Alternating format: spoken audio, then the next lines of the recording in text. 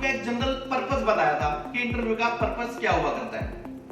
यहां पर मैं आपको इस वीडियो में बताने जा रहा हूं कि आपसे क्वेश्चंस किस बारे में पूछे जाते हैं, जो आपसे रिलेटेड क्वेश्चंस हैं वो क्या क्या हैं। ये क्वेश्चंस हो सकते हैं आपकी लाइकिंग के बारे में, ये क्वेश्चंस हो सकते हैं आपकी डिसलाइकिंग के बारे में। आप क्या लाइक करते हैं, आप क्या डिसलाइक करते हैं, उससे थोड़े आपके हॉबीज से, आपके इंटरेस्ट से थोड़ा आइडिया लगता है कि आप किस नेचर के पर्सन हैं। साइकोलॉजी की हमारे पास अलग अलग टर्म्स हैं। आप सैंग्विन हैं, आप मेलेंकोलिक हैं, या आप किस नेचर बिहेवियर के पर्सन हैं, आप इंट्रोवर्ट हैं, आप एक्सट्रोवर्ट हैं। इस तरह से इन सभी के सभी आपकी पर्सनैलिटी ट्रेट्स के बारे में इनसे पता लगता है। इससे आपकी लाइकिंग डिसलाइकिंग के साथ साथ ही आपके स्ट्रेंथ के बारे में भी पता लगता है, और इससे आपकी वीकनेसेस के बारे में भी पता लगता है। ये हमारे इंटरव्यू का मेन पर्पस हुआ करता है। The interview will also be given the interviewer will also give you a chance. मैंने इसमें मेंशन किया the interview will also be given a chance to ask question at last if he or she has any query or doubt. अगर आपको लगता है कि interview समाप्त हो गया, आपसे इंटरव्यूअर ये भी पूछेगा कि अगर आपका कोई क्वेश्चन, आपकी कोई क्वेरी है तो प्लीज आप ही पूछिए। आपके माइंड में अगर कोई क्वेश्चन क्वेरी होगी आप वो भी पूछ सकते हैं। इट डजंट मीन कि केवल और केवल आपको ही बुलाया गया है क्वेश्चंस के आंसर देने के लिए। और एक बात मैं यहाँ पर और बता दूं, क्योंकि मैं यहाँ पर एक बहुत क्लियर कर दूं बात, जो भी मैं इंटरव्यू प्रिपरेशन की यहाँ पर बात कर रहा हूँ, ये इंटरव्यू प्रिपरेशन कहीं से सुनी सुनाई पढ़ी पढ़ाई ऐसी नहीं है। ये लाइफ का मेरा पर्सनल जो एक्सपीरियंस है मैं उसको आपके साथ शेयर कर रहा हूँ। मैं यहाँ पर आपको एक एग्जांपल अपनी रियल सिस्टर का देना चाहूंगा। आफ्टर पासिंग एमबीए, जब मेरी सिस्टर ने, उसका नाम प्रियंका अरोड़ा है, और आई एम श्योर कि अगर वो भी मेरा इस वीडियो को देख रही हो तो इसको जरूर शेयर कर दे फर्दर। मुझे बहुत रिगार्ड देती है, मुझसे छोटी है। तो जब मेरी सिस्टर ने एमबीए की, एक बात और, लाइफ में खूब सक्सेसफुल है, आज डेट में गवर्नमेंट जॉब में है, उससे पहले प्राइवेट जॉब में उसने खूब मेहनत की है।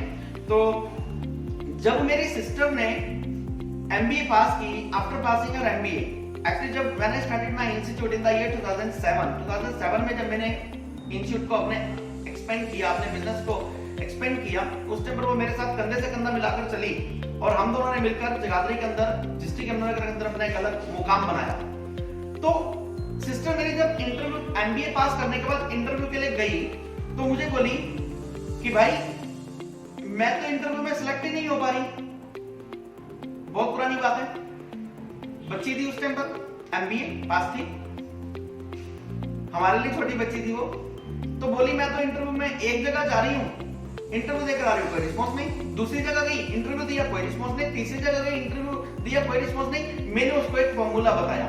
मैंने उसको बोला बेटा एक काम कर, मैं तुझे 50 रिज्यूम्स निकाल देता हूँ। उस टाइम पर ये ईमेल सेंड करनी, सोशल मीडिया ऐसा कुछ नहीं था। तो मैंने उसको बोला मैं तुझे रिज्यूम्स की फोटोकॉपीज निकाल देता हूँ, और मैंने उसको रिज्यूम्स की 50 फोटोकॉपीज निकाल दी। मैंने कहा बड़ी बिल्डिंग में जाओ जहां पर बहुत सारी कंपनीज हैं, आपसे रिलेटेड जहां पर रिक्वायरमेंट है, हर जगह जाकर अपना एक एक रिज्यूम पकड़ा दो।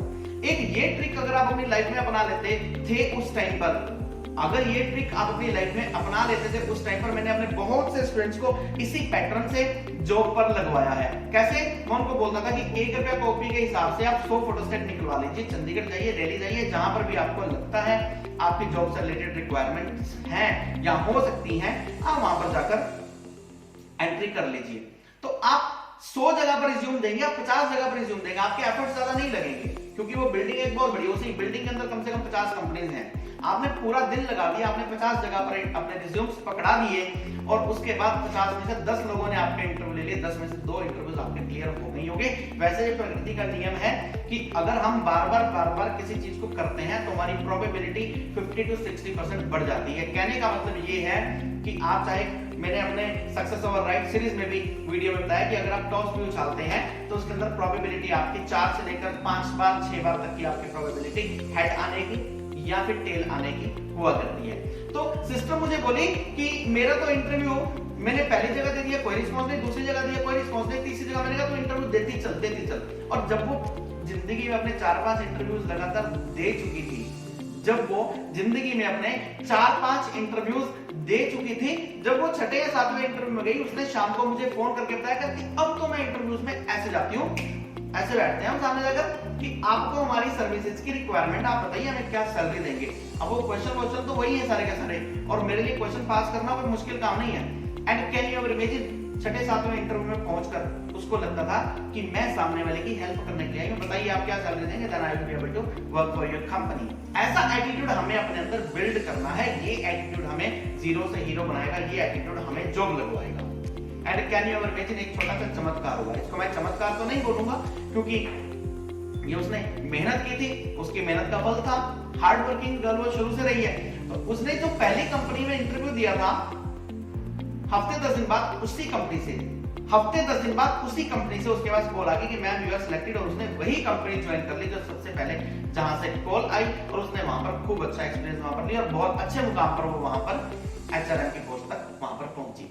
उसके बाद वो यहां पर आ गई। कहने का मतलब मेरा ये है कि आप जब भी इंटरव्यू के लिए जाएंगे, जब भी आप इंटरव्यू के लिए जाएंगे, आपको बिल्कुल भी डर कर घबरा कर नहीं जाना, अपने माइंड की इस फाइल को चेंज करके जाना है कि कोई दिक्कत नहीं है, आप कर्म करते चलिए। एक इंटरव्यू में जाइए, दूसरे में जाइए, तीसरे में जाइए, किसी पिछली कंपनी का रिस्पांस आए बगैर आगे से आगे चलते रहिए।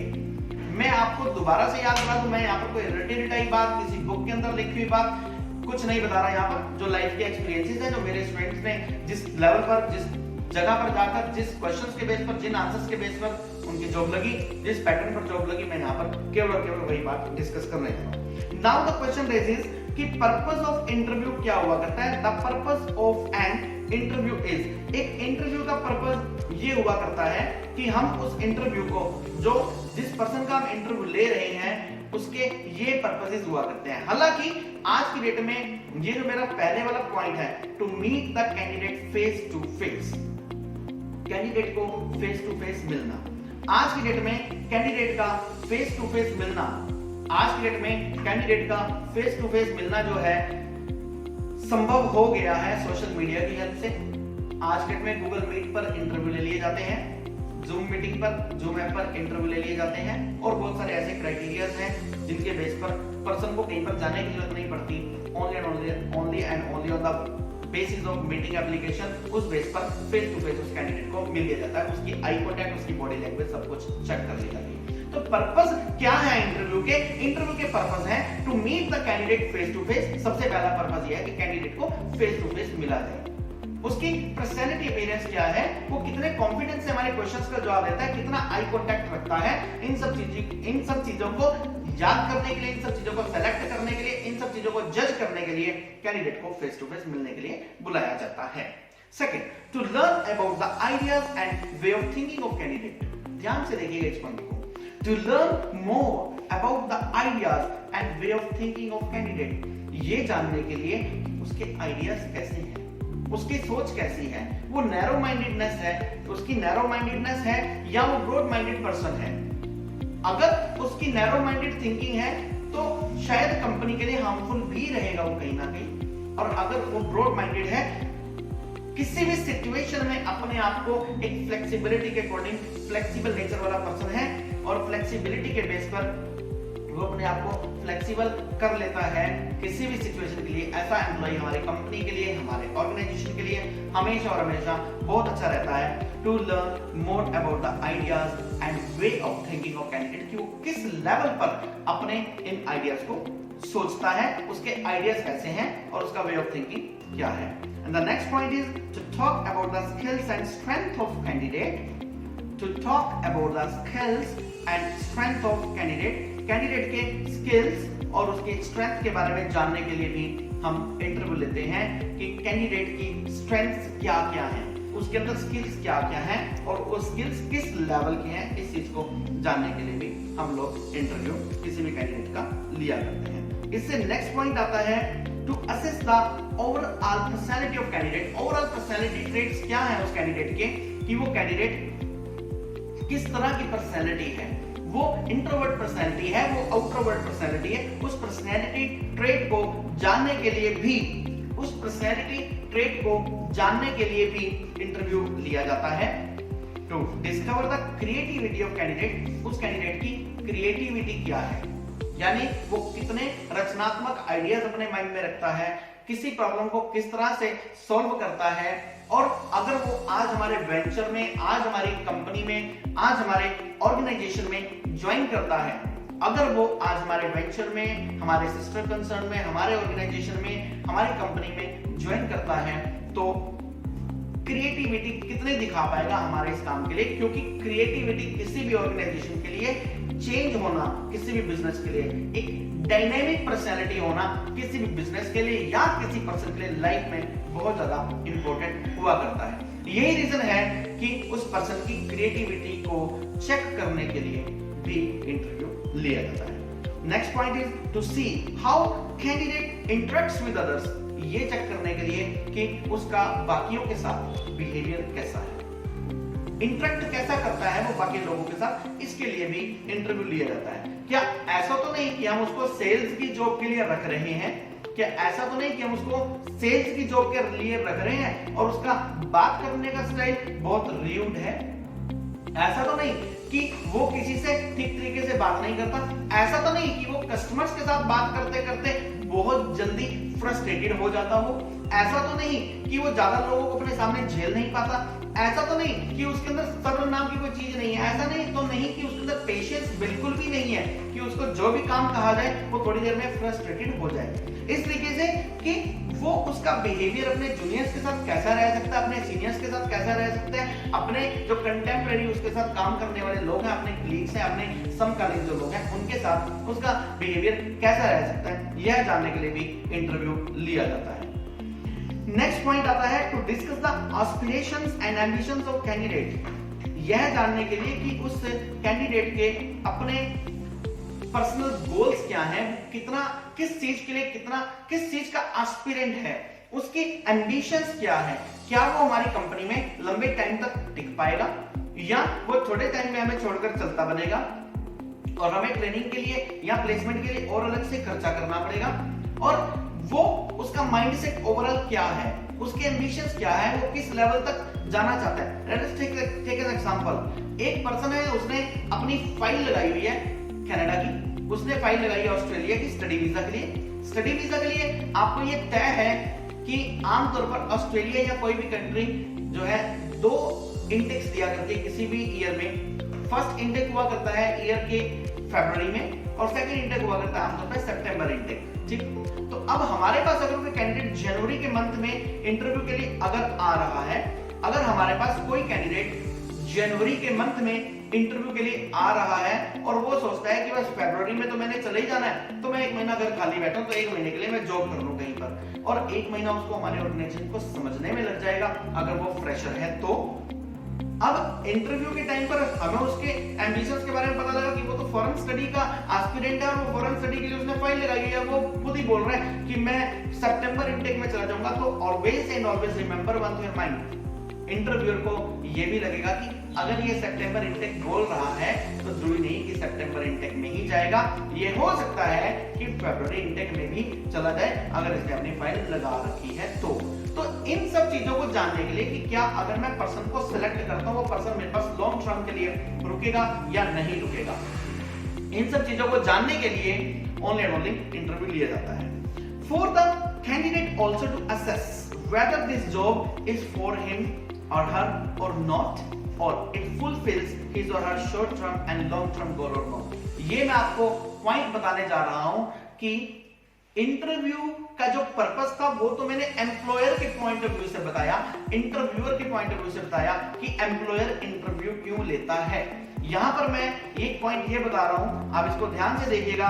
इस पॉइंट में ये है कि for the candidate also, interview का बेनिफिट कैंडिडेट के लिए भी है कि वो ये जान ले कि ये वाली जॉब उसके लिए सुटेबल है या नहीं है, या फिर ये वाली जॉब उसके उन पैरामीटर्स को फुलफिल करती है या नहीं करती जो पैरामीटर्स वो सोचता है।